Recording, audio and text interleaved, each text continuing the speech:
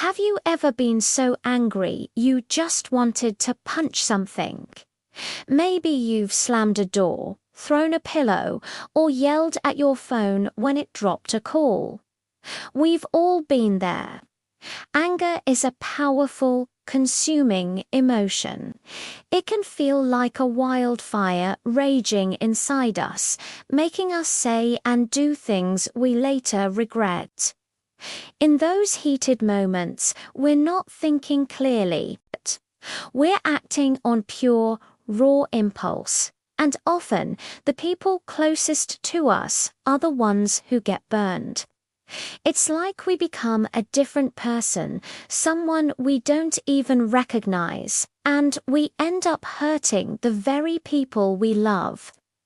I once heard a story about a wise teacher who, after getting angry and kicking a chair, immediately turned around and apologized to it.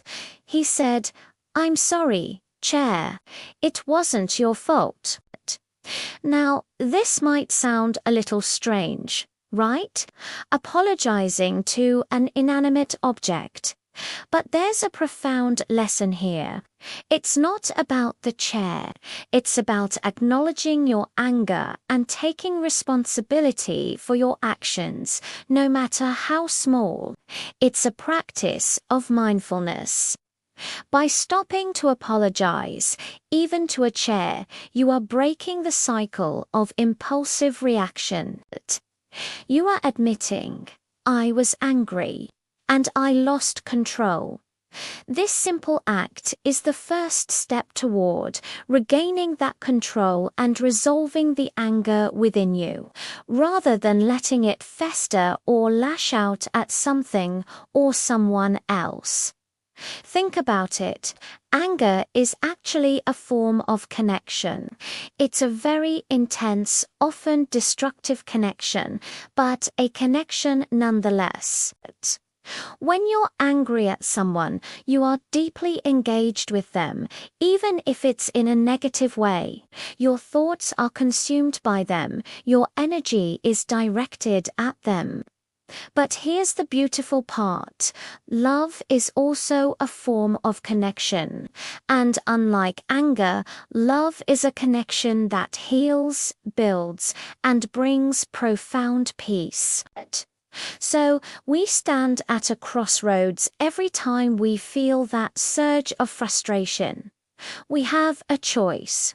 Do we follow the path of anger, which leads to more conflict and pain? Or do we choose the path of love, which leads to understanding and reconciliation? Choosing love when every fiber of your being wants to scream in anger is one of the hardest things to do. But it is also a sign of incredible strength. It's easy to react with anger. That's our primal instinct. It takes real courage and self-awareness to pause, take a breath, and choose a different response. Choosing love doesn't mean you're weak or that you're letting someone walk all over you. It means you are strong enough to control your own emotional state. It means you are choosing peace over conflict. When you respond to an angry situation with love, with empathy, with a genuine desire to understand, you perform a kind of magic. You not only transform your own anger into peace, but you can also defuse the anger in the other person. You create an opportunity for connection instead of a collision. There's an old saying that you can't extinguish a fire with fire.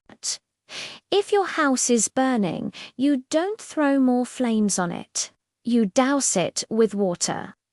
It's the exact same principle with our emotions. You cannot end anger with more anger.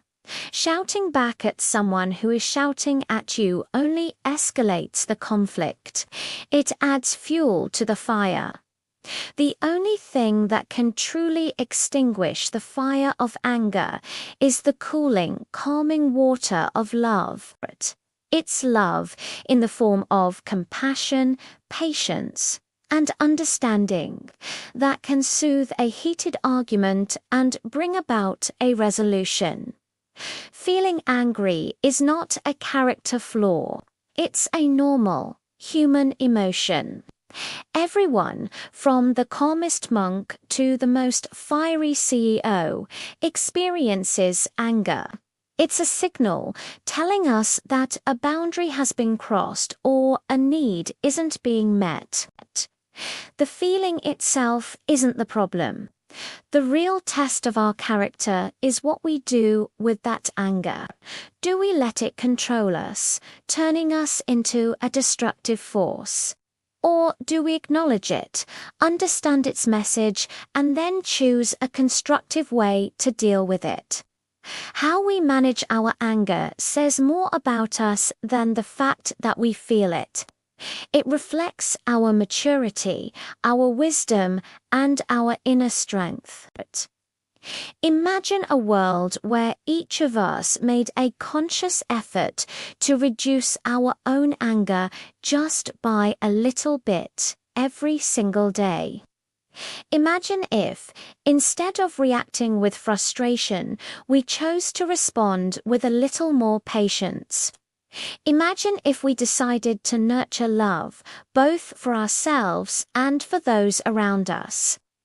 Every time we choose love over anger, we cast a stone into a pond and the ripples of peace spread out. It starts with us. It starts with that small internal choice. By managing our own inner world, we contribute to a more peaceful outer world. We become a source of calm in a sea of chaos. This isn't about becoming a perfect, emotionless saint who never gets angry. It's about being a real, flawed human being who is trying to be better. It's about recognizing the fire within you and learning to be its master, not its servant. It's about understanding that you hold the power to choose. You can choose to add to the world's anger, or you can choose to add to its love. This choice might seem small in the grand scheme of things, but it's the most powerful choice we can make. It can change our relationships, our communities, and ultimately, our world. So, the next time you feel that heat rising, that familiar tightening in your chest, I want you to remember the chair. Take a moment, acknowledge the anger. Say to yourself, I am angry right now. And then take a deep breath and ask yourself, what would love do? Will it be easy? No, not at first.